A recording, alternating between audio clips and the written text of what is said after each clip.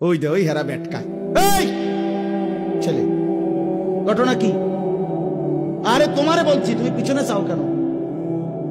ওরে ধাক্কাও কেন, হাসো কেন? সাফ কথা বাপ, আমি একজনকেও ছাড়তে রাজি না। আমার জিন্দিগির সিদ্ধান্ত এটা। কোন গাফেল, কোন ফালতু মানুষ আমি বলতে রাজি না।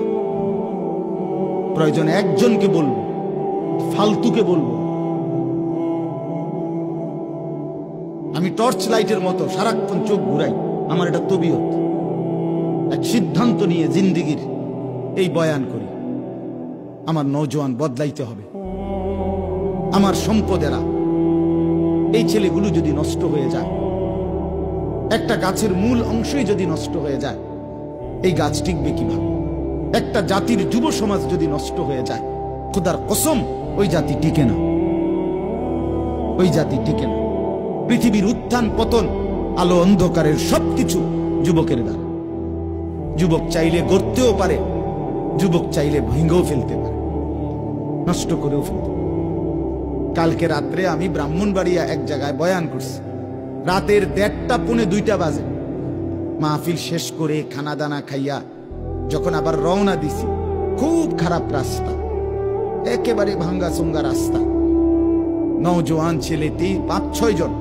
ওরার কথা হইল, হুজুর আমরা সিএনজি লইছি, আপনারে মেন রুট পর্যন্ত দিয়ে আস। তখন আমি বললাম লাগবে না, আমি চিনি বাপ। কয় না না, আমরা দিয়ে আমু আপনারে হুজুর। তা আমার কাছে তখন আমার সাথে যিনি ছিল, আমি তারে বললাম, দেখেন এটা নওজোয়ানের দ্বারাই সম্ভব। রাত 2টা বাজে, কিসের শীত আর কিসের ঠান্ডা? সে মনে করে আমার এই শরীর স্বাস্থ্য, আমার এই জওয়ানি তার দ্বারাই সম্ভব। কিন্তু মুরব্বী চাচা কি পারলো এটা? তাহলে যুবক চাইলে গড়তেও পারে, যুবক চাইলে নষ্ট হইতে পারে।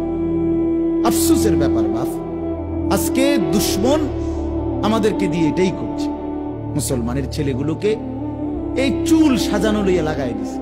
চুল সারাক্ষণ একবার চুলে দিকে ফিরাবি, আরেক দিকে ফিরাবি, সারাক্ষণ কি হাসে, ঠাট্টা করে, নিজে নিজে দুষ্টামি করে, একতে আরেকটারে লাত্তি মারে, শার্ট লইয়া টান মারে, টানা থাপ্পড় মারে।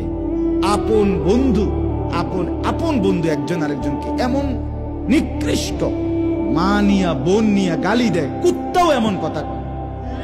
আরে কুত্তা শুকরেও এত বড় কথা কয়। এটা কি?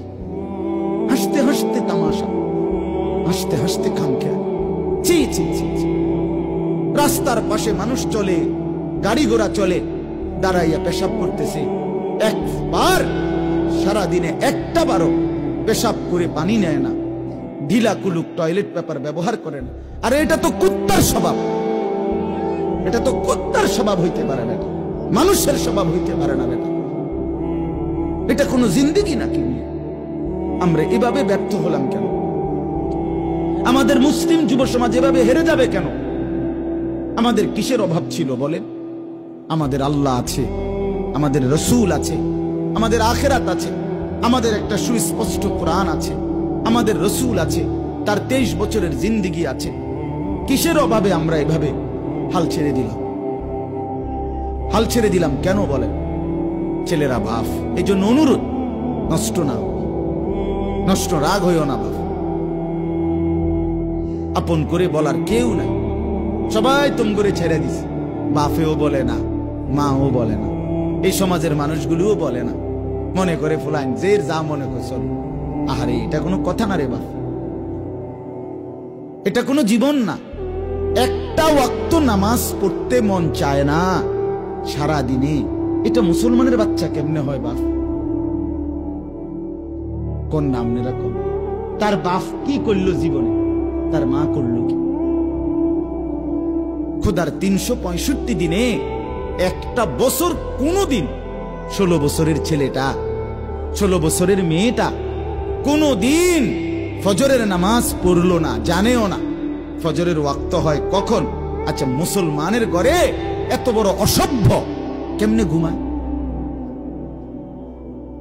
এই মা বাপ করছেটা কি? এদের জীবনের সার্থকতা কি? খাট পালং আর সোফা, ফার্নিচার, টাইলস আর ইট বালু সিমেন্ট, এটা নিয়ে সংসার। কথা কর না বাপ, এগুলোরে কয় সংসার নাকি?